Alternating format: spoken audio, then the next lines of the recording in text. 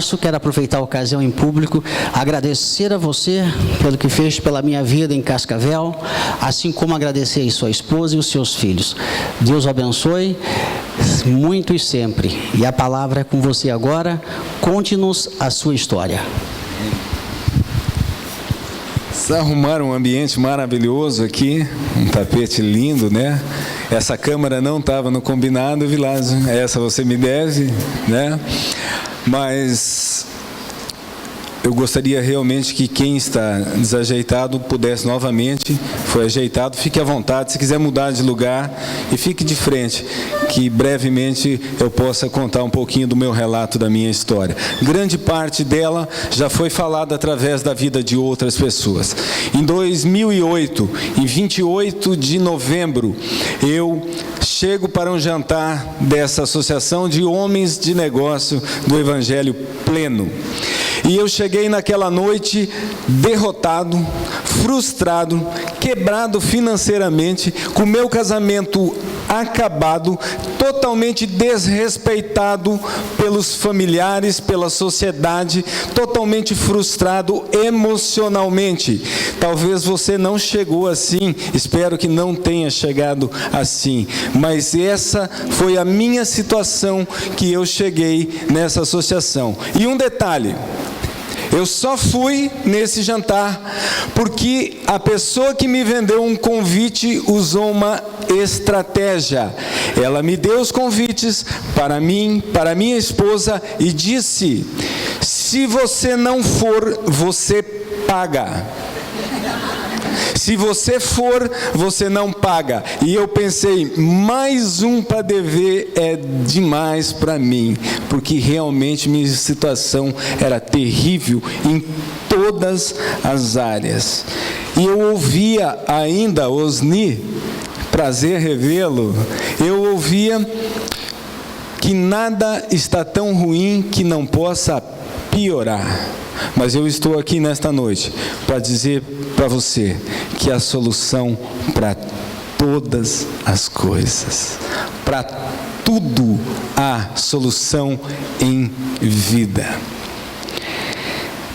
Eu nasci em 1969, em junho de 69, na cidade de Medianeira, e eu nasci de uma família onde nós não tínhamos problemas.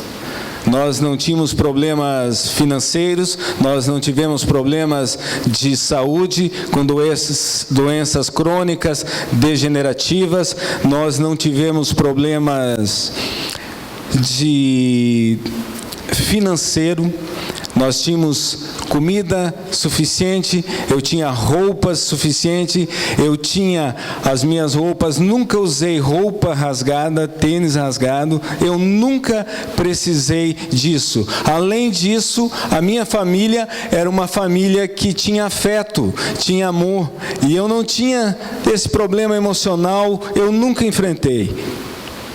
Estudei em escolas particulares e fui sempre muito bem instruído pelas melhores escolas, melhores professores. E eu te pergunto, como que eu cheguei àquele ponto da minha vida, como eu cheguei em 2008, naquele jantar? Uma pessoa que tinha tudo para dar certo, Cláudio, tudo, mas de repente começou a se perder e a perder o foco e fazer coisas erradas que considerava certo. Eu aprendi por onde eu andei, das leis naturais, como a lei que nós estudamos aqui, princípios, e eu entendi e aprendi a lei natural, por exemplo, a lei da gravidade, que se eu largar isso, vai cair, e tem uma consequência. As leis humanas, eu aprendi que se eu desrespeitar, quebrar as leis humanas, eu pago um preço ou eu vou para a cadeia. Mas eu nunca, na escola, aonde eu andei, na minha família, ou na religião então que eu tinha, eu aprendi que existem leis, que igualmente as outras leis, querendo ou não querendo, elas vão acontecer, que são leis espirituais. E isso eu não falo que vem de igreja ou vem de religião. São leis espirituais que acontecem no decorrer, você vai entender. Alguém aqui já ouviu, você colhe aquilo que você planta? Alguém? Pois é, eu ouvia isso, mas nunca ninguém tinha dito para mim que o fruto é maior que a semente e que eu ia colher maior. E quando alguém falou isso para mim, era um pouco tarde. Eu já estava pensando o que eu faria, porque eu tinha ouvido também que quem planta vento, colhe tempestade. E eu me perguntava, e quem está plantando tempestade vai colher o quê? Porque a minha vida já era uma tempestade. Eu já estava plantando as tempestades. Em 2008, nesse jantar, houve um homem que contou a história de vida dele, e ele falou basicamente 3 coisas. Como que ele ia do sucesso ao zero rapidamente.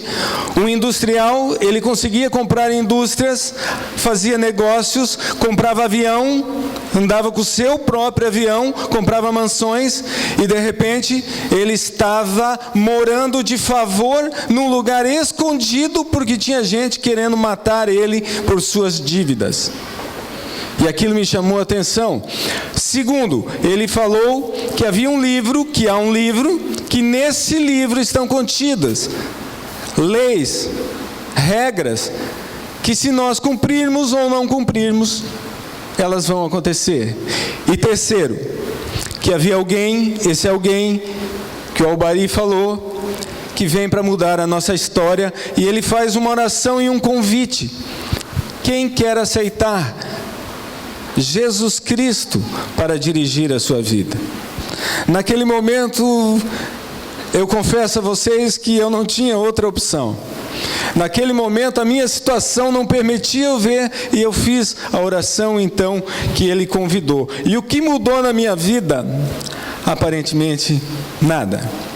Eu continuei trabalhando, mas dias após essa oração chamada despretensiosa, algumas pessoas, aqui hoje nós não fizemos troca de cartões, mas nós fizemos troca de cartões de cartões comerciais, e apareceu no meu escritório anexo à minha casa algumas pessoas que vieram até mim, e eu falei, bom, naquele dia não me venderam nada, mas ninguém dá nada de graça para ninguém, então depois, hoje eles vieram aqui para me vender, para me oferecer alguma coisa. Se você não pensa assim, bom para você. Eu estava numa situação totalmente desconfiado, e aí eles não ofereciam nada, eles não pediam nada. E no final, eles falaram que eles foram para me ver, para saber se eu estava bem, e eles queriam saber se eu precisava de oração. Eu, naquela situação, disse, eu não preciso, mas a minha esposa precisa de oração. Rapaz, eu acho que aqui em Foz, as esposas de vocês não têm olhar fulminante. Lá em Cascavel tem. Eu não derreti ali na hora, porque não era para derreter. E a minha esposa... E eu falei, não, ela precisa, ela tem insônia. Ela tem insônia, não dorme, não me deixa dormir. Então ela precisa de oração sim. Eu naquele estado, o orgulho e a soberba não me permitiam. Mas eles falaram, não tem problema, nós vamos orar. E ele fez 2 perguntas baseadas se ela cria em Jesus Cristo e se ela acreditava que Jesus morreu e ressuscitou a cruz para a remissão do nosso pecado e para a nossa salvação. E ela falou que sim. E ele estendeu a mão e falou, e você está curada, em nome de Jesus. Eu não sei o que você pensa, mas eu naquele dia parei, olhei, está curada. Hoje à noite nós vamos ver se ela está curada.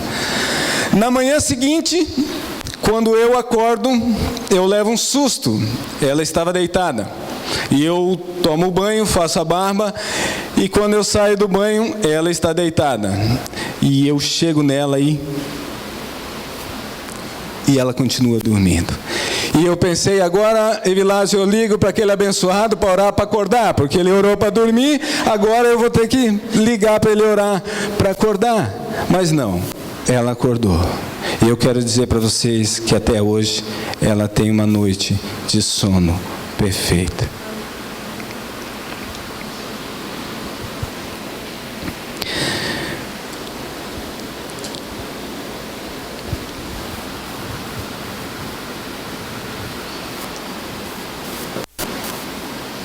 Mas todas as vezes que eu encontrava com eles, eles diziam algo que eu não entendia. E nesse dia, ele disse, conhecereis a verdade e a verdade vos libertará. E eu pensei, mas eu sou livre.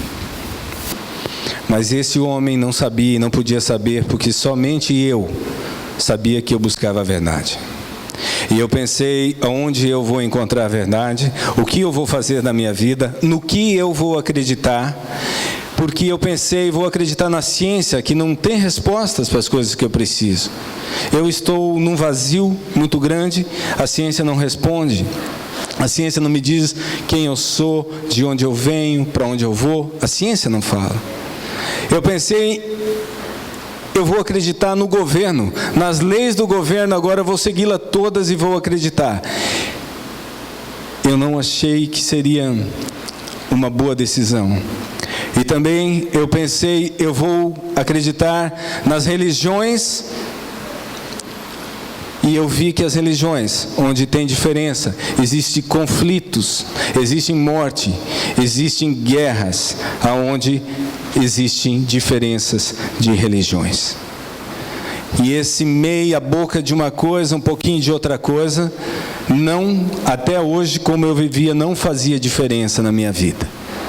Eu precisava de algo que realmente viesse mudar a minha vida, viesse fazer a diferença.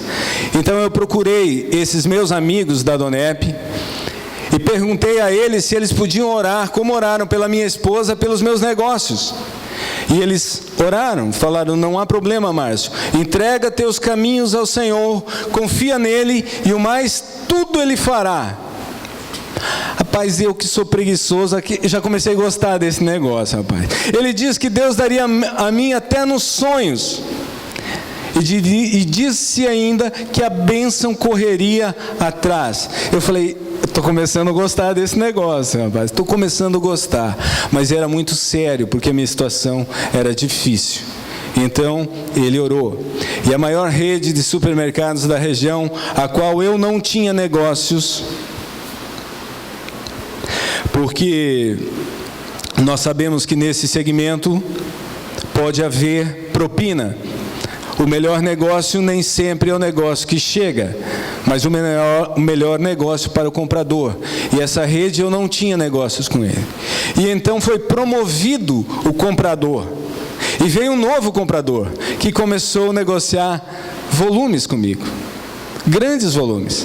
E de repente, ele começou a endurecer e novamente foi substituído. Veio o outro, que começou a negociar maiores volumes. O meu produto começou a ser aceito, a área que eu trabalho em representações comerciais, trabalho com arroz, começou a ser aceito, começou a não ter rejeição, começou a crescer a venda no mercado, inexplicavelmente até então, era a 4ª marca e já estava como primeira marca no mercado. Problemas que aconteciam com frequência com caminhões. Eu lembro que uma vez dois caminhões parados, e então ele falou para mim, a tarde inteira de estresse, o motorista não queria fazer, a empresa, esse cliente não queria ceder, a fornecedora, a empresa que eu trabalho também não, e então ele falou, às 10 horas da noite, nós vamos orar junto e você vai ler em Efésios, e aí no outro dia nós vamos ver o que acontece. Às 9 horas da manhã eu já estava ansioso, ninguém me ligava, ninguém xingava, ninguém brigava, e eu liguei para o motorista, e ele disse, nós decidimos ontem à noite, eu já estou fazendo entrega em Foz do Iguaçu, e o outro está fazendo entrega em Toledo e Cascavel, porque nós decidimos.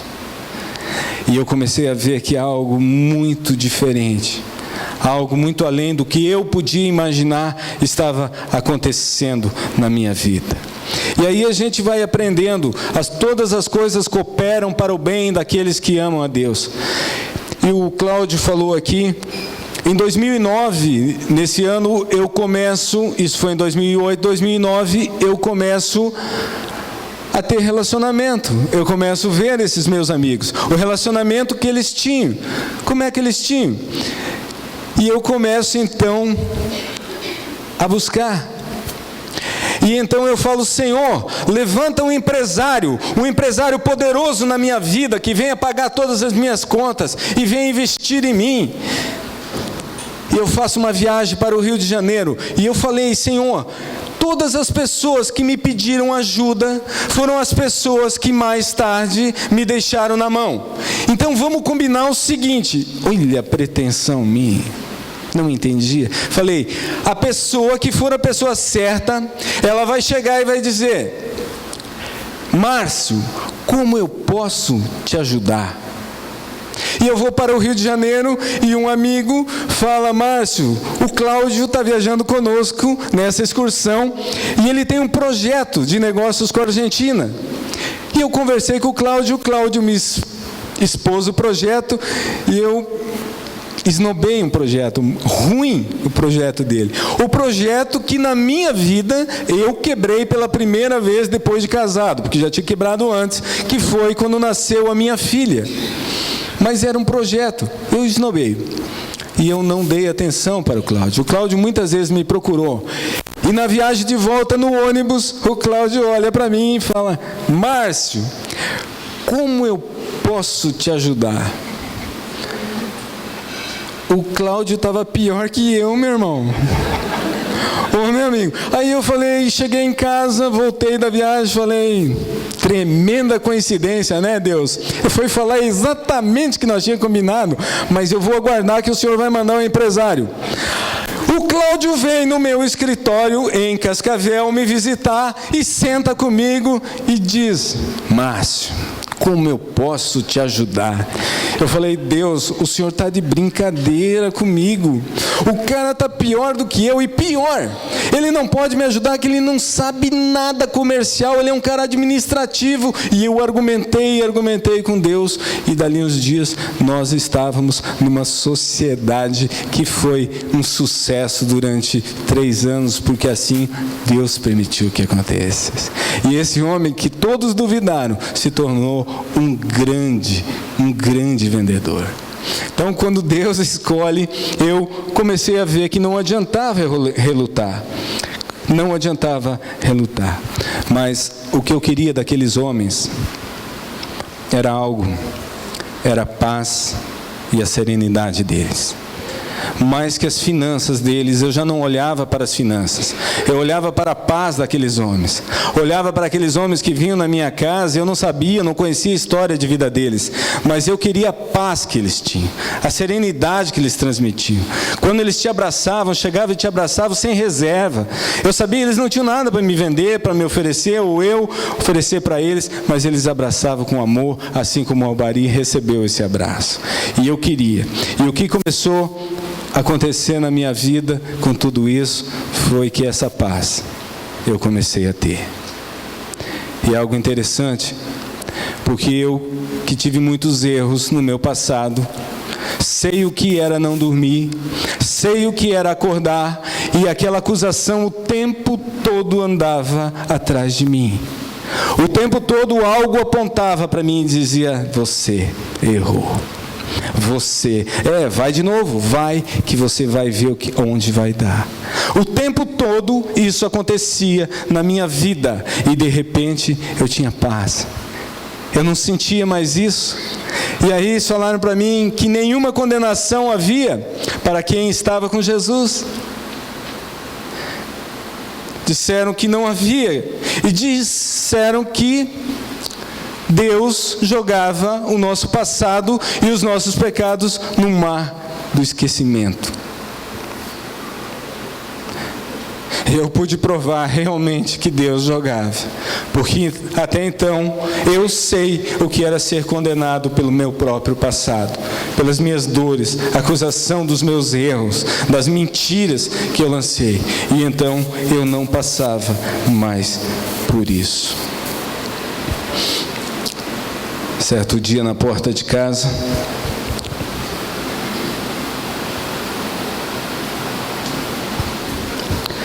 para aquele que acha que tem um problema, estava o locatário, estava o agiota e o oficial de justiça, quase que simultaneamente, querendo me despejar, o outro querendo tomar o meu bem, o carro.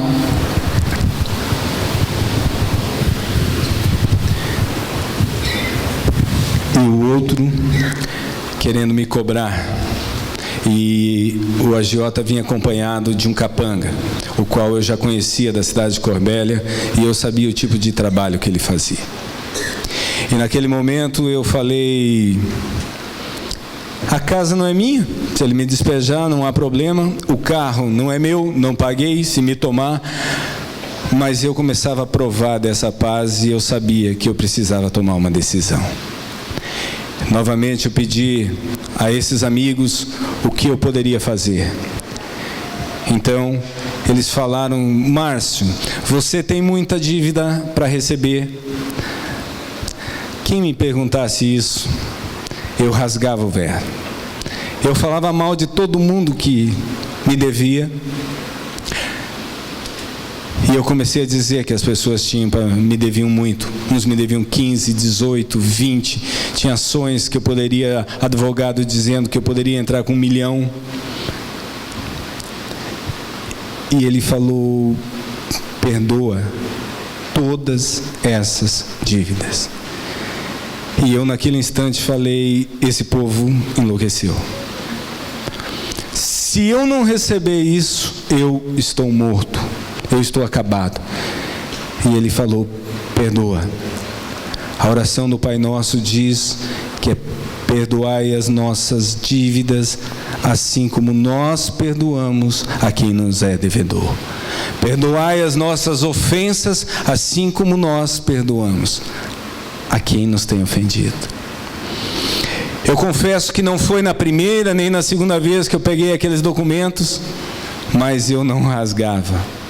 E então um dia, eu tomei a decisão de pegar os cheques, rasgar a assinatura do emitente e orar pela vida do emitente e jogar fora e perdoar.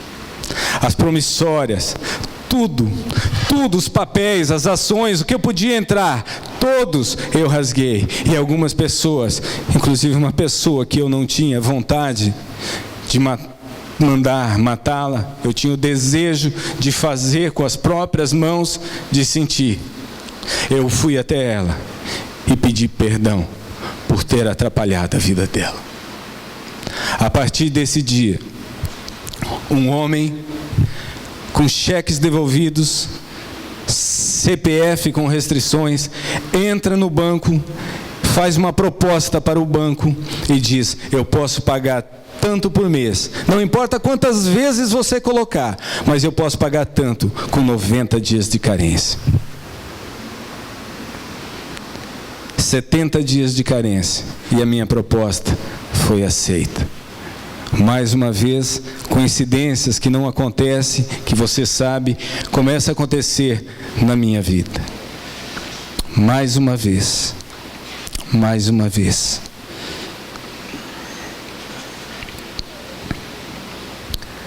Hoje, nós moramos numa casa própria, nós temos nossa própria casa.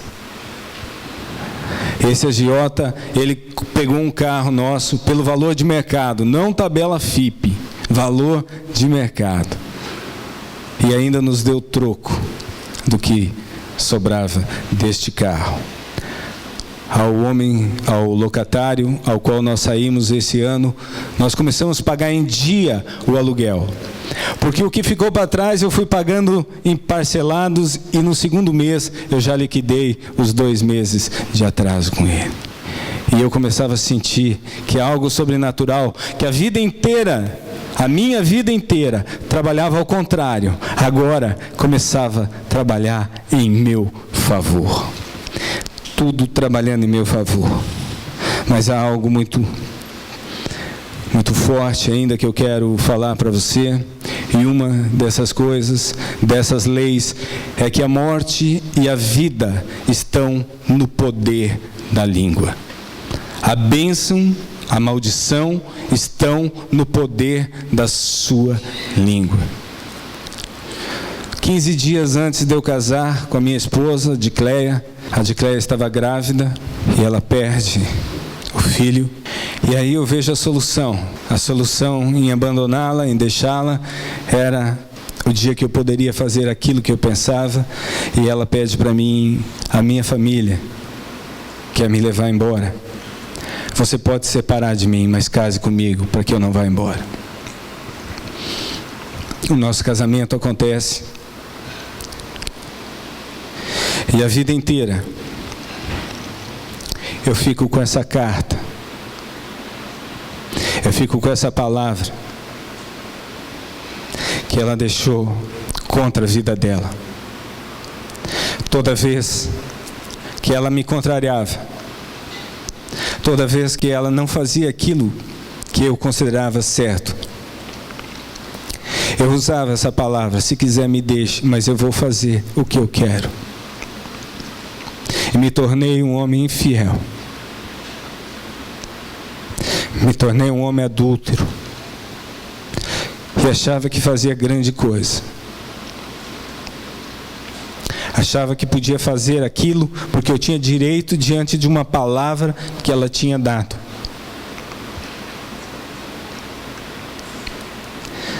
A palavra de Deus diz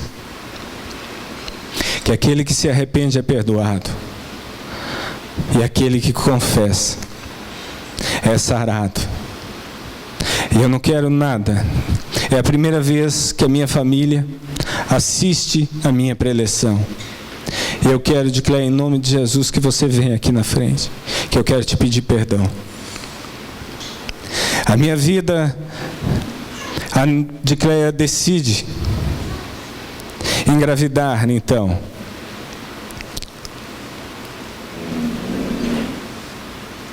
Eu quero pedir perdão por toda humilhação,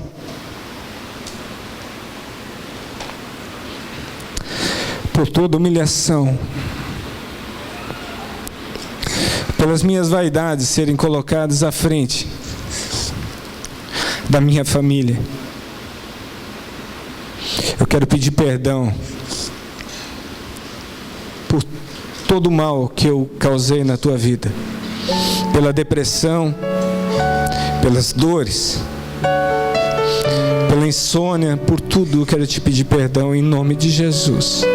Mas eu não quero mais, jamais, e nem que você fique com esse peso na tua consciência, e as nossas almas serão saradas em nome de Jesus. Me perdoe.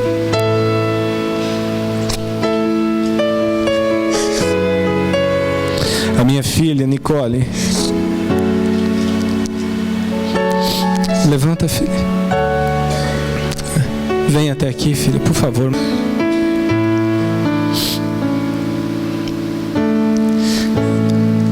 Pense muito bem quando você achar que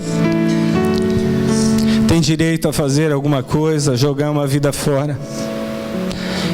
Eu quero que vocês saudem em especial a minha filha, que hoje, 8 de fevereiro, está completando 20 anos de idade. Por favor.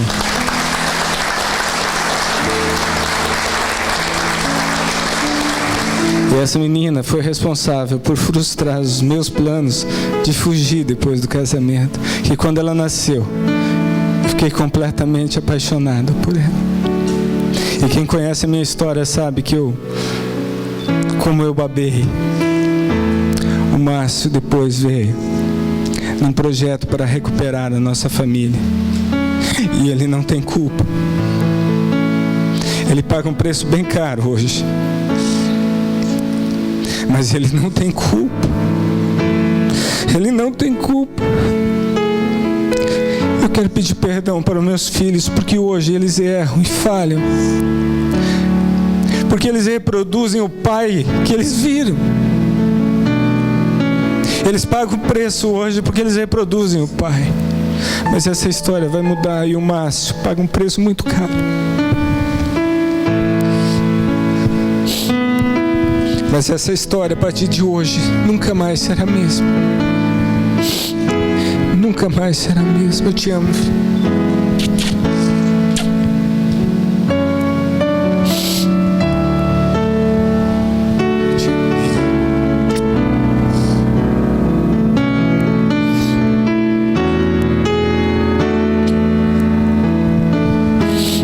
Essa é a minha família.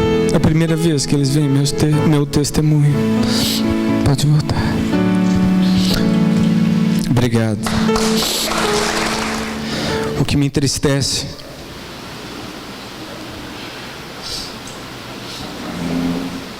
se você quiser deixar o fundo, para mim tudo bem. O que me entristece é que eu escuto de pessoas dizer que é difícil caminhar com Jesus. Difícil é você não conseguir se libertar do teu passado. Isso é difícil. Difícil é você não conseguir olhar para alguém e dizer: eu libero perdão para você. Ou você pedir para alguém: me perdoa. Famílias arrebentadas, hospitais cheios de pessoas doentes por não liberar perdão. Isso é difícil. Difícil é ter uma vida de angústia que no dia seguinte você acorda e não sabe nem o que você vai fazer, totalmente angustiado, deprimido. Difícil é viver uma vida que você não tem certeza. Isso é difícil. Difícil é não poder abraçar um pai, não ter coragem de dizer para o pai: pai, eu te amo.